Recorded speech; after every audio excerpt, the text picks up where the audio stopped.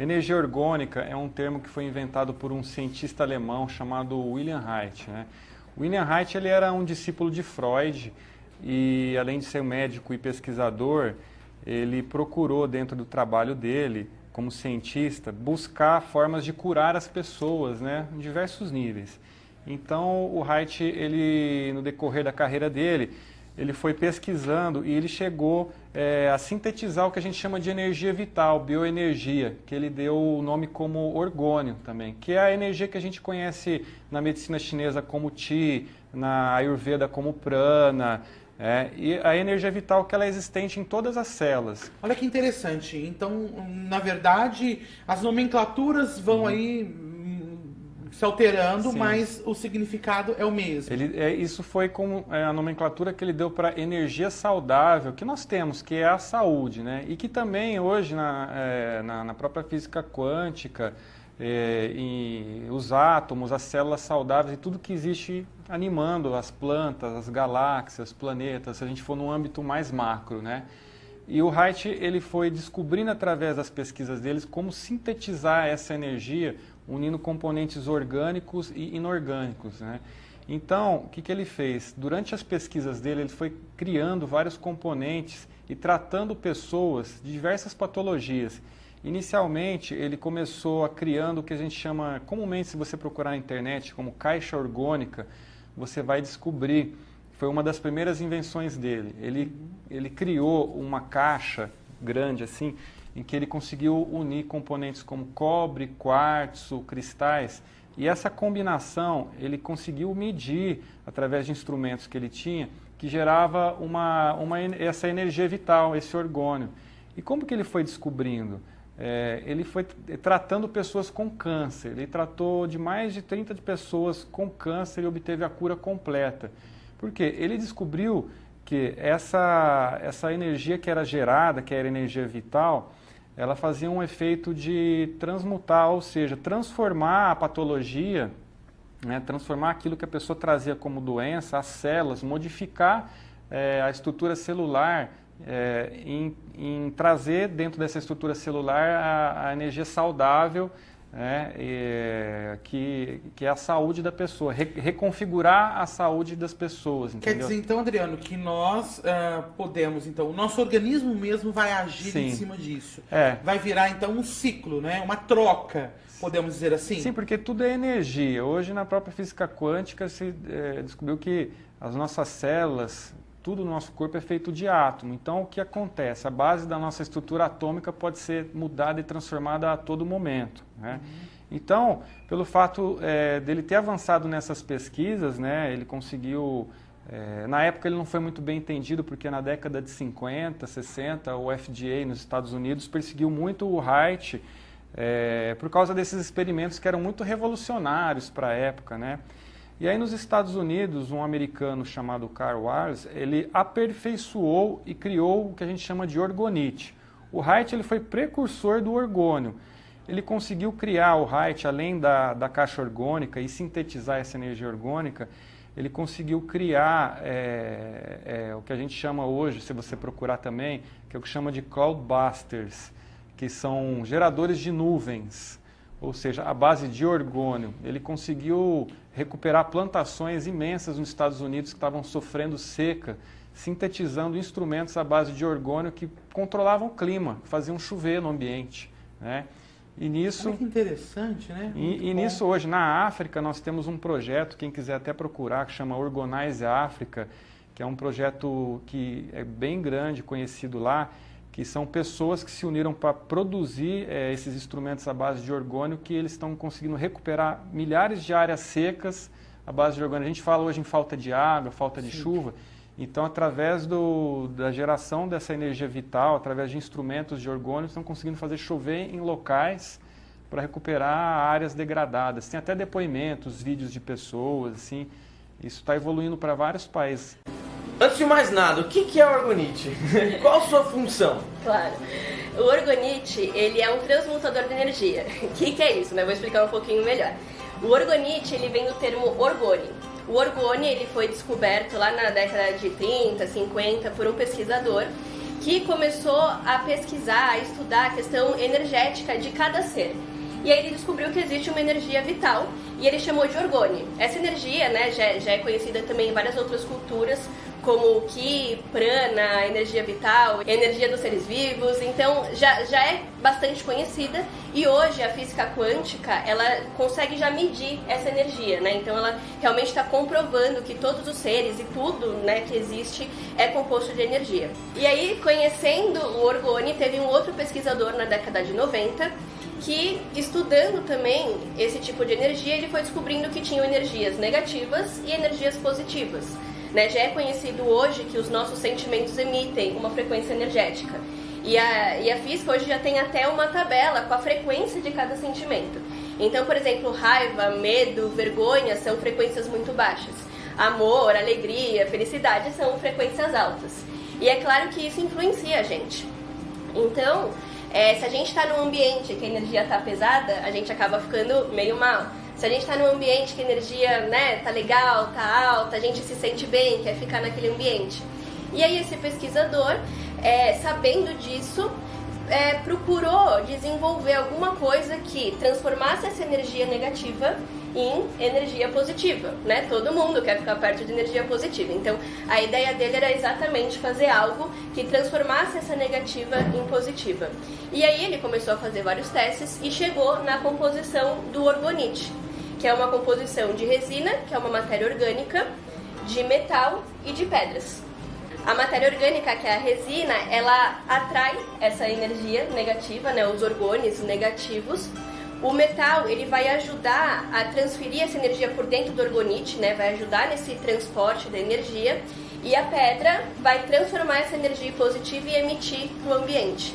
Então, o que ele faz, né? Resumindo, ele puxa a energia negativa do ambiente e libera a energia positiva. É tipo um filtro, né? É tipo um filtro de energia. Filtro de água, só que de energia.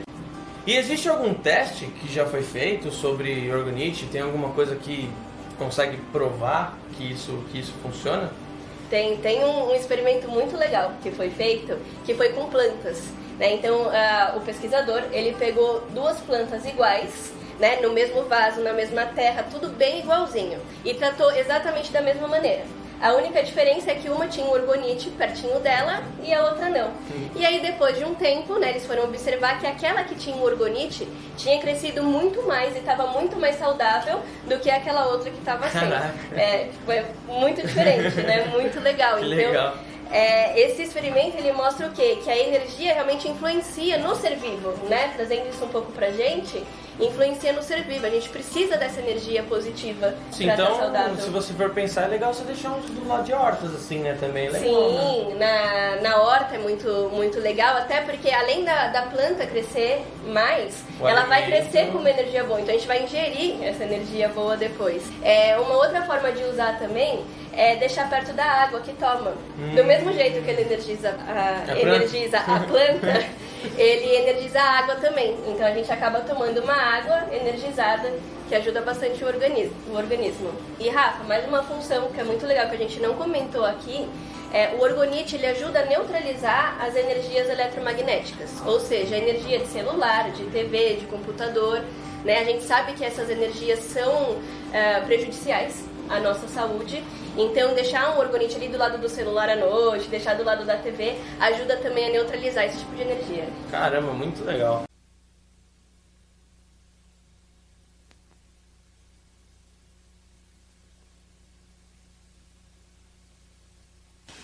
Em dezembro de 78, eu recebi como presente de Natal este livro, A Biopatia do Câncer.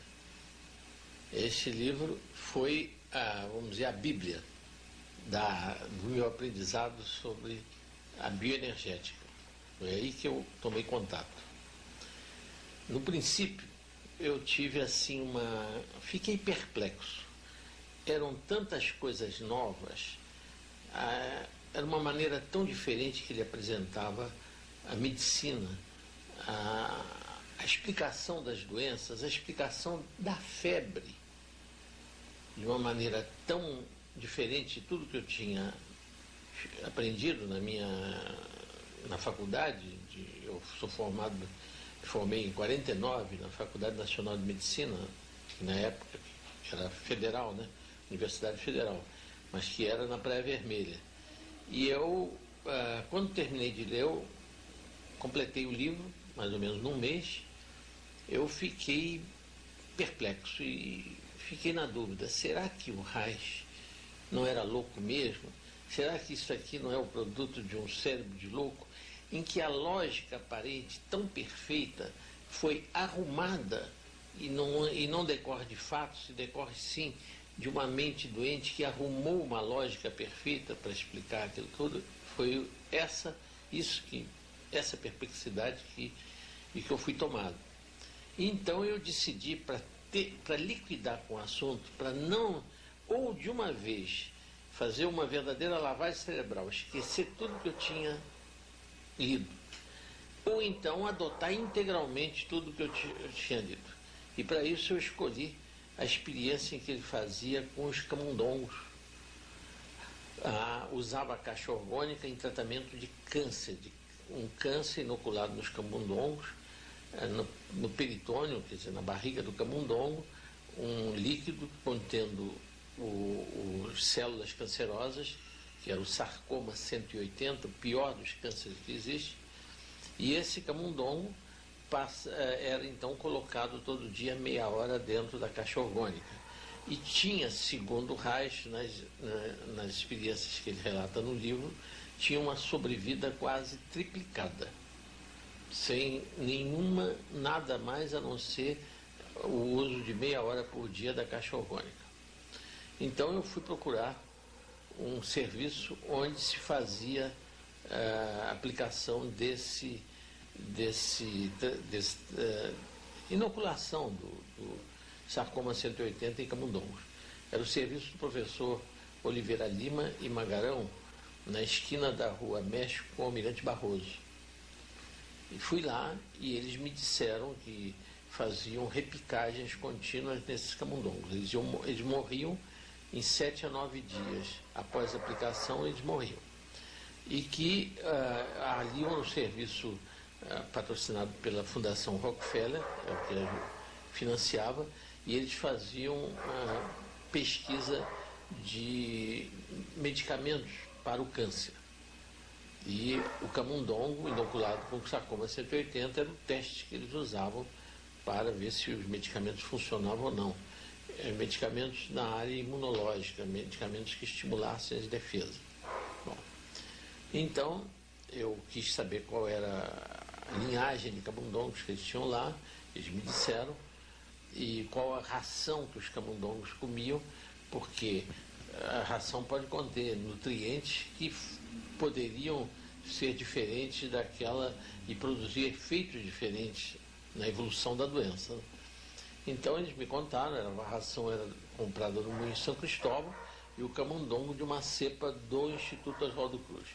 Fui no Instituto Oswaldo Cruz, consegui os camundongos, 6 camundongos, e levei para serem inoculados. No mesmo dia que eles faziam a repicagem, que se chama inoculação, em 12 camundongos. Então os 12 ficaram lá com eles, como habitualmente, e os 6 eu levei para Jacarepaguá, onde eu construí uma caixa do tamanho que cabia a gaiola com os 6 camundongos, para não ter que pegar os camundongos, era só colocar a gaiola dentro da caixa. Bom, e combinei que eu iria acompanhar por telefone a evolução da doença nos camundongos dele, e ele me diria, e eu contaria o que estava acontecendo com os camundongos que eu estava fazendo a experiência. E o resultado foi que no fim ao 7º dia começaram a morrer os camundongos lá no serviço do professor Oliveira Lima e Magarão. No 9º dia todos tinham morrido, os 12, e os meus continuavam todos vivos. Quando chegou com 21 dias começaram a morrer os meus, e no 23º dia terminaram todos de morrer. Então tinha havido realmente, a vida desses camundongos tinha triplicado com o uso diário de meia hora da caixa, sem mais nada. Camundongos da mesma cepa, com o mesmo, repicados no mesmo lugar, aplicando a mesma quantidade das células de sarcoma 180 e alimentados com a mesma ração e dentro da mesma cidade. Apenas em vez de ser o centro da cidade era Jacarepaguá, mas não havia essa diferença. E aí eu me convenci que realmente não era uma fantasia do Reich, aquela caixa realmente continha algo que modificava o prognóstico de sobrevida dos camundongos, que foi provado através da experiência.